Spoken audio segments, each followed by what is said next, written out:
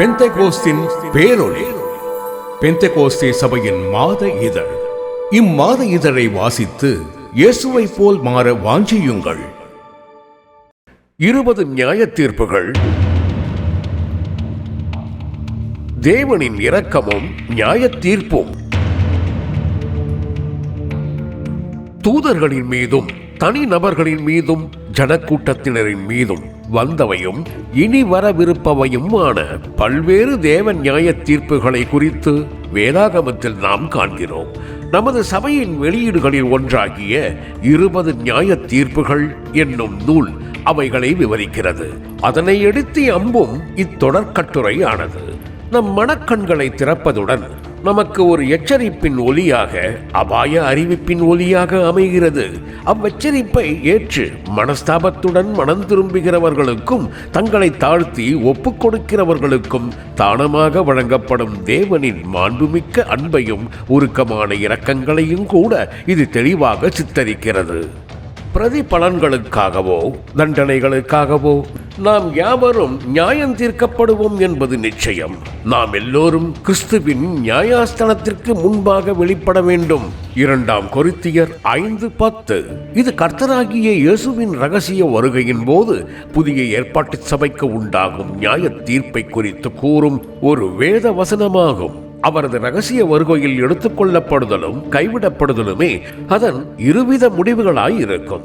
அவ்வேளையில் நம்முடைய செயல்கள் யாவும், உள்ளான நோக்கங்கள் யாவும் நியாயம் தீர்க்கப்படும். நமது நோக்கங்கள் யாவும் தேவனுக்கு முன்பாக வெளியரங்கமாயிருக்கின்றன. தேவன் சகலத்தையும் அறிந்திருக்கிறார். அவருக்கு முன்பாக சகலமும் வெளியரங்கமாக திறக்கப்பட்டவையாகவே இருக்கின்றன. நம்முடைய கோபம், நம்முடைய இச்சை, நம்முடைய தேவ பக்தியற்ற வேடிக்கை பேச்சுகள், நம்முடைய வீண் வார்த்தைகள் ஆகிய யாவும் நாம் அவற்றிற்காக மனஸ்தாபப்பட்டு அவை கலர கழுவி சுத்திகரிக்கப்படாத பட்சத்தில் ஆக்கினை தீர்ப்புக்கு ஏதுவானவாயிருக்கின்றன. 2 கொரிந்தியர் 5:10 நாம் எல்லோரும் கிறிஸ்துவின் நியாயாசனத்திற்கு முன்பாக வெளிப்பட வேண்டும் என்று கூறுகிற பவுல் அதை தொடர்ந்து, ஆகையால் கர்த்தருடைய பயங்கரத்தை அறிந்து நாங்கள் மனுஷருக்கு புத்தி சொல்லுகிறோம் என்று எழுதுகிறார். இப்பொழுது நாம் கர்த்தரின் கிருபையை மட்டுமே அறிந்திருக்கிறோம். ஆனால் அந்த நியாய தீர்ப்பின் நாள் அவரது பயங்கரத்தின் நாளாயிருக்கும். நம் தேவன் மன்னிக்கிற தேவன் என்று சொல்லிக் கொண்டு நாம் காரியங்களை சாதாரணமாக எடுத்துக்கொள்கிறோம். இந்த எண்ணம் எனக்குள் வருவதற்கு நான் இடம் கொடுக்கலாம். நான் இப்படி பேசலாம். இந்த வாஞ்சைகள் எனக்குள் எழும்ப நான் அனுமதிக்கலாம். என் விருப்பம் போல நான் உணவருந்தலாம். நான் மற்றவர்களை அற்பமாக எண்ணலாம் என்றெல்லாம் நாம் எண்ணிக்கொள்கிறோம். ஆனால் நாம் நியாயம் தீர்க்கப்படும் நாள் ஒன்று வருகிறது. எனவே ஆதி நூற்றாண்டின் அப்போஸ்தலரை போலவே இன்றும் தேவனுடைய பரிசுத்த அப்போஸ்தலர்கள் அவருடைய பயங்கரத்தை அறிந்தவர்களாக மனதிலும் பாவத்திற்கு இடங்கொடாதிருக்கும்படி மனிதருக்கு புத்தி சொல்லுகிறார்கள். தேவனுடைய வார்த்தையானது ஜீவனும் வல்லமையும் உள்ளதாயும் இருபுறமும் கருக்குள்ள எந்த பட்டயத்திலும் கருக்கானதாயும் ஆத்துமாவையும் ஆவியையும் கணுக்களையும் ஊனையும் பிரிக்கத்தக்கதாக உருவ குத்துகிறதாயும் இருதயத்தின் நினைவுகளையும் யோசனைகளையும் வகையறுத்துகிறதாயும் இருக்கிறது. எபிரெயர் 4:12. தேவன் நம் இருதயத்தின் நினைவுகளையும் யோசனைகளையும் பகுத்தறிந்து வகையறுக்கிறவராயிருக்கிறார். நாம் செய்கிற ஒவ்வொரு செயலுக்கும் பின்னாக மறைந்திருக்கும் உள் நோக்கங்களை அவர் அறிவார். எனவே பாவிகளுக்கும் பின்மாற்றக்காரர்களுக்கும் அவர் பயங்கரமானவராயிருக்கிறார். பரிசுத்தவான்களுக்கோ அவரது முகம் மகிமை மிக்கதாக மணவாளனின் முகமாக இருக்கிறது. இது எகிப்தியருக்கு இருளாகவும் இஸ்ரவேலருக்கோ பிரகாசமான ஒளியாகவும் காணப்பட்ட அக்னி ஸ்தம்பத்தை போன்றது. நமக்கு மகிமை பொருந்தினதாக விளங்கும் கர்த்தராகிய இயேசுவின் அதே முகமானது பாவிகளுக்கும் பின்மாற்றக்காரருக்கும் பயங்கரமானதாக இருக்க போகிறது. எனவே நம் வாழ்க்கையை குறித்து நாம் மிகுந்த ஜாக்கிரதை உள்ளவர்களாக இருக்க வேண்டியது அவசியமாகும். நாம் பேசும் வீணான வார்த்தைகள் ஒவ்வொன்றுக்கும் நாம் நியாய தீர்ப்பின் நாளில் கணக்கு ஒப்புவிக்க வேண்டியவர்களாயிருக்கிறோம். மத்தேயு 12:36.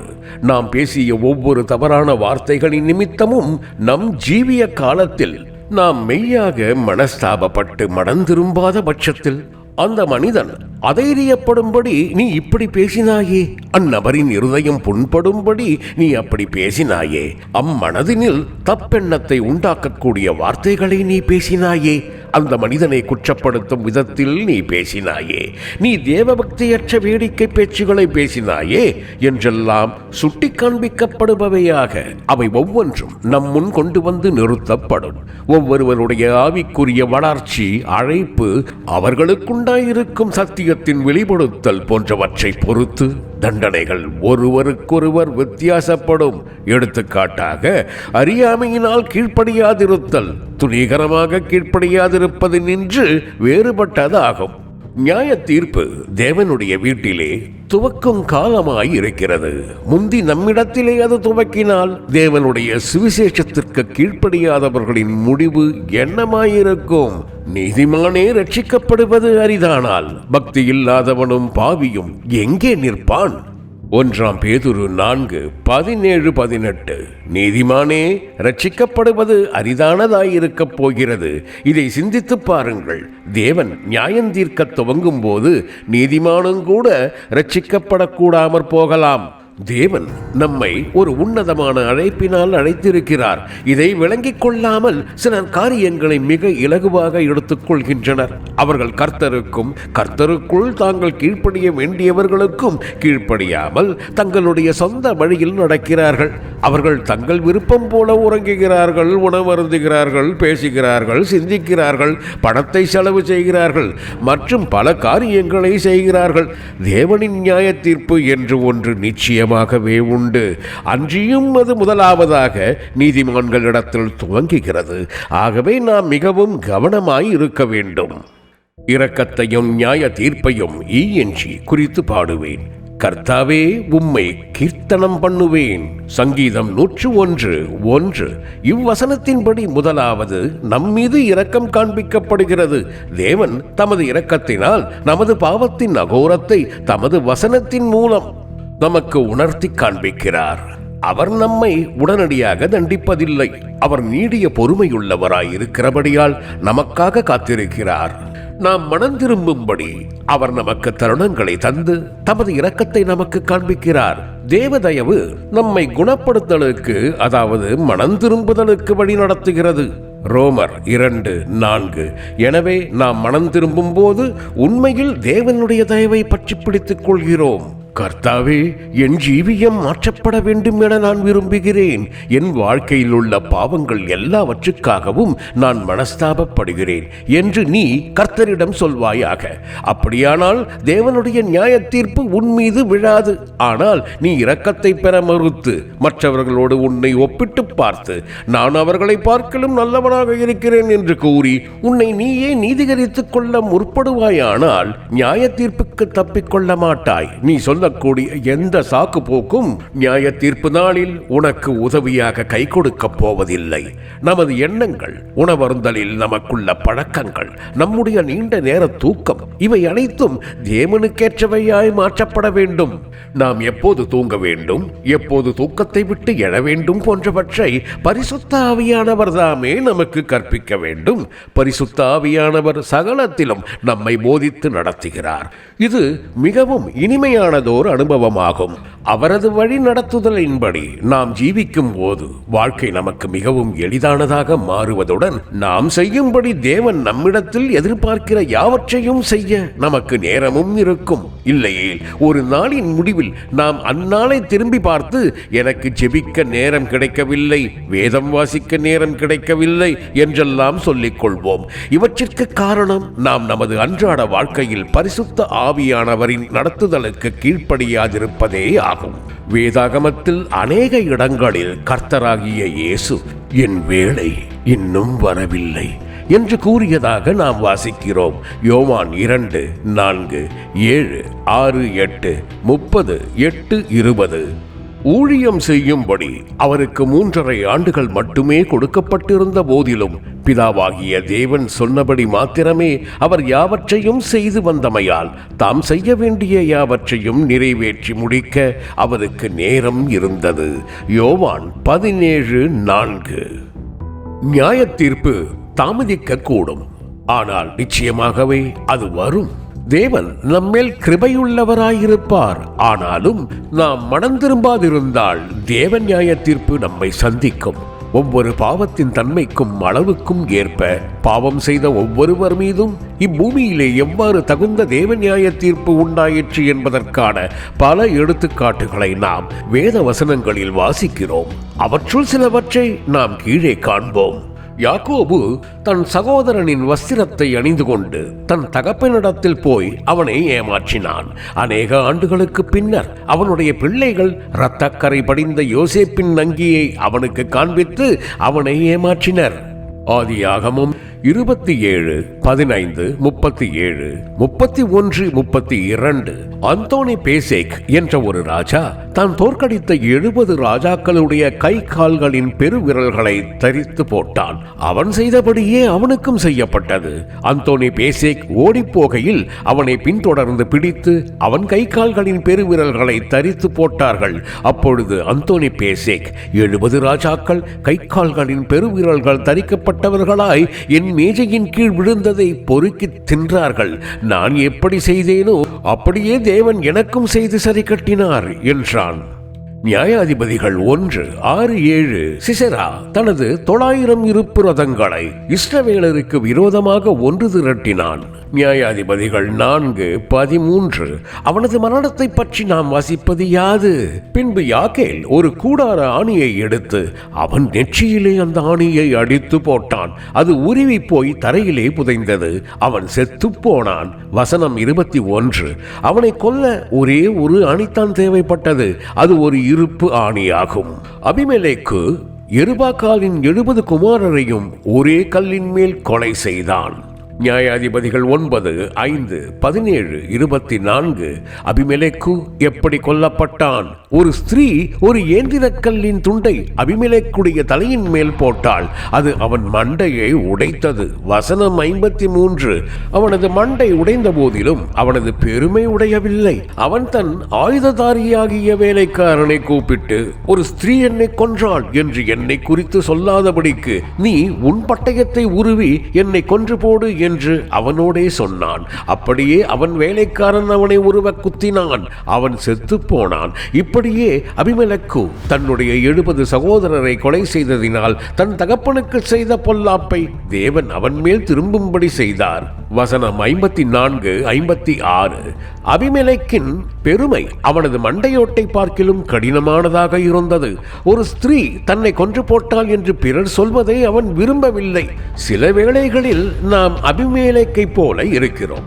நம் பெருமையின் நிமித்தம் உண்மையாகவே நாம் மனஸ்தாபப்பட்டு அலறி அழ வேண்டியது அவசியமாயிருக்கிறது. சிம்சோனின் பாவம் கண்களின் இச்சையாய் இருந்தது.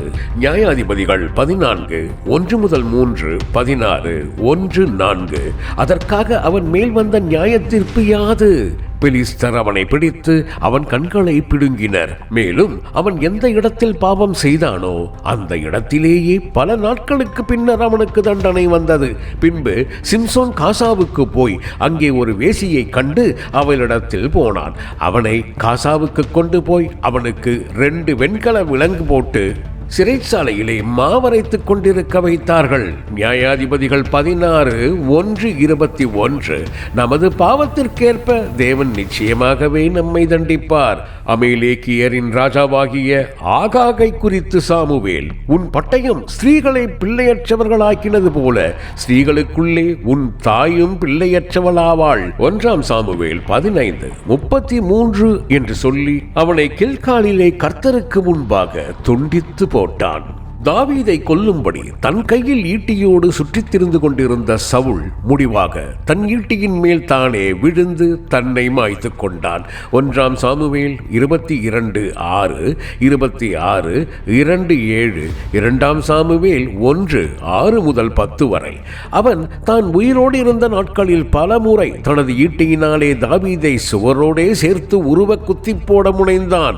1 சாமுவேல் 18, 11, 19 19:10. சவுலின் மரணத்திற்கு பின் அவனது உடலுக்கு என்ன நேர்ந்தது பாருங்கள். அவனது உடலை பெத்சானின் சுவரோடு சேர்த்து பிணைத்து வைத்தார்கள். 1 சாமுவேல் 31:10 ENG என்று கூறப்பட்டுள்ளது. சவுல் பல ஆண்டுகள் உயிரோடு இருந்தான். ஆனால் முடிவாக அவனது மரண வேளை வரை நியாய தீர்ப்பு காத்திருந்தது. அப்சலோம் தன் சகோதரனாகிய அம்னோனை தன் வேலைக்காரரை கொண்டு அடித்து கொன்று போட்டான். மேலும் அவன் தன் தகப்பனுடைய 10 மறுமனையாட்டிகளை தீட்டுப்படுத்தினான். 2 சாமுவேல் 13, 28, 29, 15, 16, 16, 22. அவன் எங்கனம் ஆண்டான். ஒரே சமயத்தில் 10 சேவகர்கள் அவனை சூழ்ந்து நின்று அவனை அடித்து கொன்று போட்டார்கள். 2 சாமுவேல் 18, 15. ஆமான் மொர்தெகாய்க்கு விரோதமாக சதித்திட்டம் தீட்டி அவனை தூக்கிலிட 50 முழு உயரமுள்ள ஒரு தூக்கு மரத்தை செய்வித்தான். ஆனால் முடிவாக தான் செய்வித்த அதே தூக்கு மரத்திலேயே அவன் தூக்கில் போடப்பட்டான். எஸ்தர் 7, 9, 10. படுகுழியை வெட்டுகிறவன் தானே அதில் விழுவான். கல்லை புரட்டுகிறவன் மேல் அந்த கல் திரும்ப விழும். நீதிமொழிகள் 26, 27. தேவனுடைய நியாய தீர்ப்பு நீதியானது. நாம் செய்கிற கிரியைகள், பேசுகிற வார்த்தைகள், சிந்திக்கும் சிந்தனைகள் யாவற்றையும் குறித்து தேவன் எப்போதும் அமைதியாகவே இருப்பார் என்று நாம் நினைக்க வேண்டாம். நாம் மனம் திரும்ப வேண்டும் என்று மட்டுமே அவர் நமக்கு சமயத்தை தருகிறார். தேவ தயவு நீ குணப்படும்படி உன்னை ஏவுகிறதென்று அறியாமல் அவருடைய தயவு, பொறுமை, நீடிய சாந்தம் இவைகளின் ஐஸ்வர்யத்தை அசட்டை பண்ணுகிறாயோ? உன் மனக்கடினத்திற்கும் குணப்படாத இருதயத்திற்கும் ஏற்றபடி தேவனுடைய நீதியுள்ள தீர்ப்பு வெளிப்படும் கோபாக்கினை நாளிலே உனக்காக கோபாக்கினையை குவித்துக் கொள்ளுகிறாயே. தேவன் அவனவனுடைய கிரியைகளுக்கு தக்கதாய் அவனவனுக்கு பலனளிப்பார். ரோமர் 2, 4-6. தேவனுடைய வசனங்களுக்கு செவிசாய்க்காமலும் சத்தியத்தை அறிந்த பின்னரும் கூட நம்மை நாமே சீர்திருத்திக் கொள்ளாமலும் இருந்தால் நாம் அநேக அடிகள் அடிக்கப்படுவோம். தன் எஜமானுடைய சித்தத்தை அறிந்தும் ஆயத்தமாயிராமலும் அவனுடைய சித்தத்தின்படி செய்யாமலும் இருந்த ஊழியக்காரன் அநேக அடிகள் அடிக்கப்படுவான். லூக்கா 12:47. தேவனுடைய நியாய தீர்ப்பு நம்மேல் வராதபடிக்கு நாம் இரு விழிகளில் அதை தவிர்க்கலாம். அவை யாவன? நம்மை நாமே நிதானித்தறிதல். நம்மை நாமே நிதானித்தறிந்து நம்மை சீர்படுத்திக் கொண்டால் நாம் உலகத்தோடே ஆக்கினைக்குள்ளாக தீர்க்கப்பட மாட்டோம். 1 கொரிந்தியர் 11, 31, 32. தேவ வசனத்தின் அடிப்படையில் நாம் தினந்தோறும் நம்மை நாமே நிதானித்தறிய வேண்டியது அவசியமாகும். அப்படி செய்தால் தேவ சிங்காசனத்திற்கு முன்பாக நாம் மாசில்லாதவர்களாய் இருப்போம். இவர்களுடைய வாயிலே கபடம் காணப்படவில்லை. இவர்கள் தேவனுடைய சிங்காசனத்திற்கு முன்பாக மாசில்லாதவர்களாய் இருக்கிறார்கள். வெளிப்படுத்தின விசேஷம் 14:5. இப்பரிசுத்தவான்கள் இப்பூமியில் ஜீவித்த காலத்தில் தேவனுடைய சமூகத்தில் தேவ சிங்காசனத்திற்கு முன்பாகவே வாழ்ந்தவர்கள் ஆவர். எனவே இவர்களுக்கு யாதொரு தண்டனையும் ஆக்கினை தீர்ப்பும் இல்லை.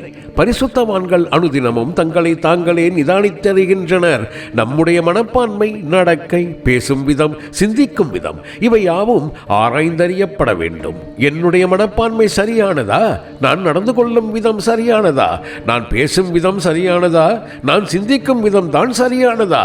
இவ்விதமாகத்தான் நமது வாழ்க்கையை நாம் சோதித்தறிய வேண்டும். இதுவே நம்மை நாமே நிதானித்தறிதலும் நம்மை நாமே ஒழுங்குக்குட்படுத்திக் கொள்ளுதலும் ஆகும். கடிந்து கொள்ளுதலையும் திருத்துதலையும் ஏற்றுக்கொள்ளுதல்.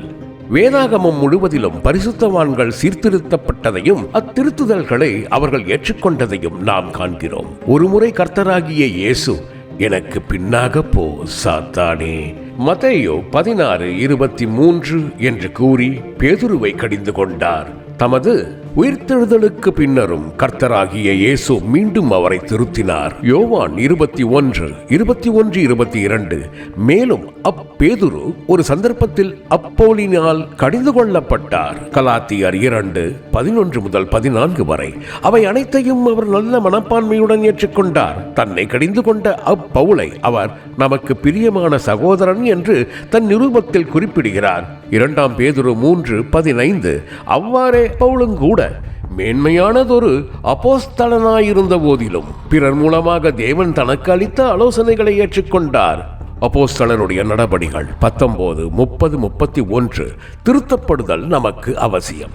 நாம் அநேக தவறுகளை செய்கிறோம். கர்த்தாவே என்னை திருத்தும்படி மனிதர்களை எழுப்பும் என்று நாம் ஜெபிக்க வேண்டும். தீமோத்தேயு, தீத்து போன்றவருக்கு பவுல், கண்டிப்பாய் கடிந்து கொள், கண்டனம் பண்ணு, எச்சரித்து புத்தி சொல்லு, உபதேசம் பண்ணு, மற்றவர்களுக்கு பயமுண்டாகும்படி பாவம் செய்தவர்களை எல்லாருக்கும் முன்பாக கடிந்து கொள். 1 தீமோத்தேயு 5:20, தீத்து 1:14 என்றெல்லாம் அறிவுறுத்தினார். மறைவான சிநேகத்தை பார்க்கிலும் வெளிப்படையான கடிந்து கொள்ளுதல் நல்லது என்று நீதிமொழிகள் 27:5 கூறுகிறது. நமக்கு வெளிப்படையான கடிந்து கொள்ளுதல் அவசியமாய் இருக்கிறது. அது நமக்கு மனத்தாழ்மை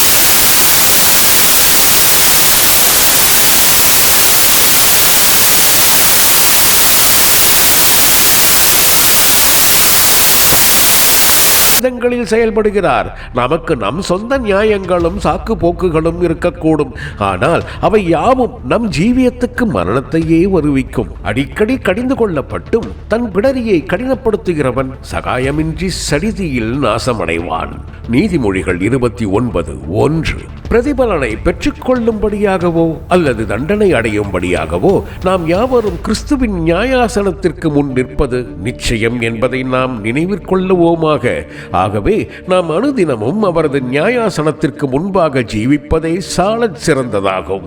கிறிஸ்துவின் நாளில் அவரது நியாயாசனத்திற்கு முன்பாக நாம் மாசற்றவர்களாக காணப்படும்படியாக நம் ஜீவியத்தில் நம்மை நாமே நிதானித்தறிந்து திருத்திக் கொள்ளுதலும் மற்றவர்களால் திருத்தப்படுவதை ஏற்றுக்கொண்டு நம்மை சீர்படுத்திக் கொள்ளுதலும் நமக்கு அவசியமாகும். தொடரும்.